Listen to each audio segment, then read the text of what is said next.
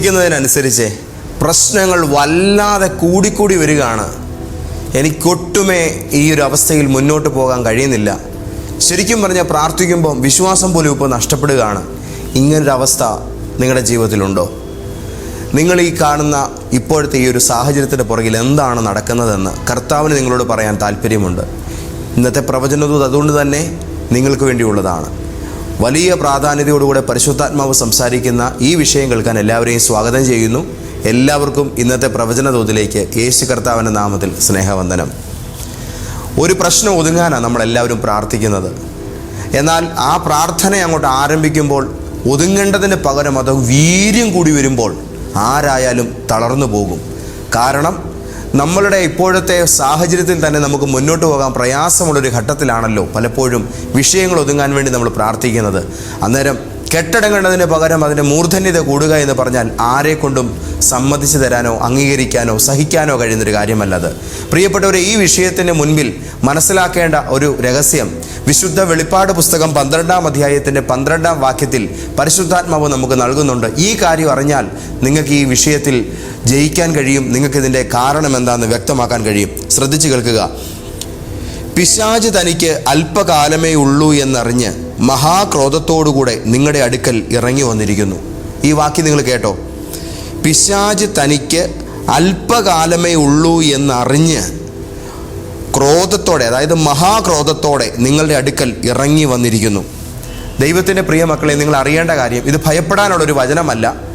ദൈവജനത്തിൻ്റെ വിജയത്തെക്കുറിച്ച് പറയുന്ന വേദഭാഗത്തിലാണ് ഈ തിരുവെഴുത്ത് എഴുതിയിരിക്കുന്നത്. നിങ്ങളോട് എനിക്ക് പറയാനുള്ളത്, അണയാൻ പോകുന്ന തീ ആളിക്കത്തും. നിങ്ങളുടെ പ്രശ്നത്തിൻ്റെ മുമ്പിൽ നിങ്ങൾ ആരംഭിച്ച പ്രാർത്ഥന അത് കൊള്ളേണ്ടിടത്ത് കൊള്ളുന്നു എന്നതിൻ്റെ തെളിവാണ് പ്രാർത്ഥിക്കുമ്പോൾ വിഷയമൊന്ന് എഴുന്നേറ്റ് വരുന്നത്. അതായത് അണയാൻ പോവുകയാണ്. ഈ വിഷയത്തിൽ നിങ്ങൾ കണക്ട് ചെയ്യപ്പെടേണ്ട ദൈവപ്രവൃത്തിയുമായി നിങ്ങളുടെ പ്രാർത്ഥന, നിങ്ങളുടെ ജീവിതം കണക്റ്റഡായി കഴിഞ്ഞിരിക്കുന്നു. ഈ പ്രാർത്ഥനയ്ക്ക് ഉടനെ തന്നെ മറുപടി വരാൻ പോവുകയാണ്. എന്നാൽ ഈ മറുപടി വരാൻ പോകുന്നതിന് മുൻപ് ഏതായാലും തോക്കും, എന്നാൽ ഉള്ള ശക്തിയെടുത്ത് മാക്സിമം ഒന്നുകൂടെ പോരാടി നോക്കാമെന്നുള്ള ദുഷ്ടൻ്റെ ഒരു പ്രയത്നമാണ്, ഒരു തന്ത്രമാണ് നിങ്ങളിവിടെ കാണുന്നത്. അതായത് അവൻ്റെ പരിപാടി തീരാൻ പോകുന്നതിന് മുമ്പ് അവസാനത്തെ പിടിച്ചു നിൽപ്പിന് വേണ്ടി എന്തെങ്കിലും ഒരു ചാൻസ് ഉണ്ടോ എന്നുള്ളതായ ഒരു പരിശ്രമമാണ് പിശാച് ഇവിടെ നിങ്ങൾക്ക് നേരെ എഴുന്നേൽപ്പിക്കുന്നത്. 100% നിങ്ങൾ അറിയുക, നിങ്ങൾ പ്രാർത്ഥിച്ചു തുടങ്ങുമ്പോൾ നിങ്ങളുടെ പ്രശ്നം പൂർവാധിക ശക്തിയോടെ കൂടുന്നുണ്ടെങ്കിൽ നിങ്ങളുടെ പ്രാർത്ഥന വിജയിച്ചു തുടങ്ങിയെന്നാണ് അതിൻ്റെ അർത്ഥം. പെട്ടെന്ന് കെട്ടടങ്ങുന്നത് പോലെ കാറ്റും കടലും അടങ്ങുക എന്ന് യേശു പറഞ്ഞ വാക്കിൻ്റെ മുമ്പിൽ കെട്ടടങ്ങിയതുപോലെ ഈ വിഷയം പൊടുന്നനവേ ശാന്തമാകും. ഇളകി വരുന്ന പ്രശ്നത്തെ നോക്കിയല്ല പ്രാർത്ഥന നിർത്തേണ്ടത്. ആ വിഷയത്തിൻ്റെ മേൽ നമുക്കനുകൂലമായ കൽപ്പന പുറപ്പെടുവിക്കുവാൻ നമ്മുടെ പ്രാർത്ഥന കേട്ട് യേശു രംഗത്ത് വന്നിരിക്കുന്നു എന്നുള്ള ആ വലിയ യാഥാർത്ഥ്യം തിരിച്ചറിഞ്ഞ് വേണം പ്രാർത്ഥിച്ച് മുന്നോട്ട് പോകാൻ. വിഷയം മുറുകുകയല്ല, വിഷയം അഴിയാൻ പോവുകയാണ്. പ്രശ്നം കൂടുകയല്ല, പ്രശ്നം ഇല്ലാതാകാൻ പോവുകയാണ്. അതിന് മുൻപാണ് നമ്മൾ ഈ കാര്യത്തെ നേരിടുന്നത്. അതുകൊണ്ട് ഒട്ടും സംശയിക്കാതെ എൻ്റെ വിശ്വാസം വിജയം കാണാൻ തുടങ്ങിയിരിക്കുന്നു. എൻ്റെ പ്രാർത്ഥന ഉത്തരവുമായി കൂട്ടിമുട്ടിയിരിക്കുന്നു. യേശു എൻ്റെ പടകിൻ്റെ അമരത്ത് എഴുന്നേറ്റിരിക്കുന്നു. കാറ്റും കടലും ശാന്തമാകാൻ പോവുകയാണ്.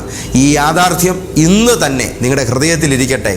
നിങ്ങളുടെ മുമ്പിൽ എഴുന്നേറ്റ് നിൽക്കുന്ന പ്രശ്നങ്ങളോട് പറയുക, വലിയ ചിരിയും കളിയൊന്നും വേണ്ട, നിൻ്റെ കഥ തീരാൻ പോവുകയാണെന്ന് എനിക്കറിയാം. കാരണം എൻ്റെ കർത്താവ് എൻ്റെ കൂടെയുണ്ട്. ഇന്ന് ഈ ദൈവാലോചന നിങ്ങളുടെ ചെവി കൊണ്ട് നിങ്ങൾ കേൾക്കുന്നുണ്ടെങ്കിൽ നിങ്ങളിത് കേൾക്കണമെന്നത് ദൈവത്തിൻ്റെ നിങ്ങളെക്കുറിച്ചുള്ള തീരുമാനമാണ്. കാരണം തൻ്റെ പൈതൽ ഈ ഭൂമിയിൽ ഒറ്റയ്ക്കാണെന്ന് തോന്നുന്നുവെങ്കിലും ഞാനും എൻ്റെ മുഴുവൻ സൈന്യവും അവൻ്റെ കൂടെ നിന്ന്, അവളുടെ കൂടെ നിന്ന് ഒരു ജയത്തിൻ്റെ അന്തരീക്ഷം അവരുടെ മുമ്പിൽ ഒരുക്കാൻ പോകുന്നതിൻ്റെ ശുഭസൂചനയാണ് ഇവർ കാണുന്നത് എന്ന് നിങ്ങൾ മനസ്സിലാക്കാൻ കർത്താവ് ആഗ്രഹിക്കുന്നു. പ്രിയപ്പെട്ട ദൈവപൈതലെ, സന്തോഷത്തോടെ കർത്താവിന് സ്തോത്രം ചെയ്യുക. ഇന്ന് പകൽ ഏത് വിഷയത്തിൻ്റെ മേലും ആരംഭിച്ച പ്രാർത്ഥന ധൈര്യത്തോടെ മുന്നോട്ട് തുടരുക. ജയം നമുക്കുള്ളതാണ്. പരാജയം പിശാചിനും, യുദ്ധം യഹോവയ്ക്കും, ജയം നമുക്കുമുള്ളതാണ്. അതുകൊണ്ട് ധൈര്യത്തോടെ പൊക്കോ, കർത്താവ് കൂടെയുണ്ട്. ഞങ്ങളുടെ ദൈവമേ, സ്വർഗീയ നല്ല പിതാവേ, ഞങ്ങളുടെ ഹൃദയത്തിൽ നൽകിയ ഇന്നത്തെ പ്രവചനദൂതിലെ ആത്മീക ധൈര്യത്തിനായിട്ട് സ്തോത്രം. ഞങ്ങൾ വിചാരിച്ചു ഇത് എന്തോ വലിയ വിഷയമാണെന്ന്. എന്നാൽ കർത്താവ് ഞങ്ങളോട് പറഞ്ഞു, അല്ല, ഇത് അവസാനിക്കുകയാണ്. ഈ പ്രശ്നത്തിൻ്റെ അവസാനത്തെ വേരും അറുത്തു മാറ്റപ്പെടുകയാണ്. ഇനി ഒരിക്കലും ജീവിതത്തിൽ ഇത് ഉടലെടുക്കാതെ വിധം ചിലത് പര്യവസാനിക്കാൻ പോകുന്നതിന് മുൻപ് തനിക്കിനി അല്പകാലമേ ഉള്ളൂ എന്ന് അറിഞ്ഞുകൊണ്ട് ഇവരുടെ ജീവിതത്തിൽ കുറച്ചു നേരം കൂടെ പ്രവർത്തിക്കാൻ പറ്റുമോ എന്നുള്ളതായ നിലയിൽ പൂർവാധിക ശക്തിയോടെ ദുഷ്ടൻ എഴുന്നേറ്റ് പ്രവർത്തിക്കാൻ തുടങ്ങുന്ന ഈ സമയത്ത് കർത്താവും അവിടുത്തെ അമിത ബലവും ഞങ്ങളുടെ കൂടെ ഉള്ളതിനാൽ ഞങ്ങൾ സ്തോത്രം ചെയ്യുന്നു. ഇന്ന് പകലത്തെ ഈ ശുശ്രൂഷയിൽ എന്നോടുകൂടെ ചേർന്ന് പ്രാർത്ഥിച്ച് ഈ വിഷയങ്ങളിൽ വിജയം നേടുവാൻ കർത്താവിനാൽ എഴുന്നേൽപ്പിക്കപ്പെട്ടിരിക്കുന്ന നൂറുകണക്കിന് ദൈവമക്കൾക്കായിട്ട് സ്തോത്രം ചെയ്യുന്നു. ഒരുപക്ഷെ അവരുടെ സങ്കടം സഹിക്കാൻ കഴിയുന്നതല്ല, ഇവരുടെ ഇപ്പോഴത്തെ വിഷയം കർത്താവെ ഇവർക്കൊരു നോർമൽ പ്രയർ കൊണ്ട് ജയിക്കാൻ കഴിയുന്നതല്ല. ഉള്ള ബലമെടുത്ത് പൂർവാധിക ശക്തിയെടുത്ത് തിരുസന്നിധിയിൽ ആശ്രയം വെച്ച് പ്രാർത്ഥിച്ചു തുടങ്ങിയിരിക്കുന്ന അങ്ങയുടെ പൊന്നോമന മക്കൾക്ക് ഈ കാര്യങ്ങളിൽ എൻ്റെ തമ്പുരാൻ മഹാവിജയം സമ്മാനിച്ച് കഴിഞ്ഞിരിക്കുകയാൽ സ്തോത്രം. ഇനി നീ അതിലേ പോകുമ്പോൾ അവൻ്റെ ഇടം അന്വേഷിക്കും, എന്നാൽ കാണുകയില്ല എന്ന് ദുഷ്ടനെക്കുറിച്ച് ഞങ്ങൾ ദൈവവചനത്തിൽ വായിക്കുന്നു. ആമേൻ.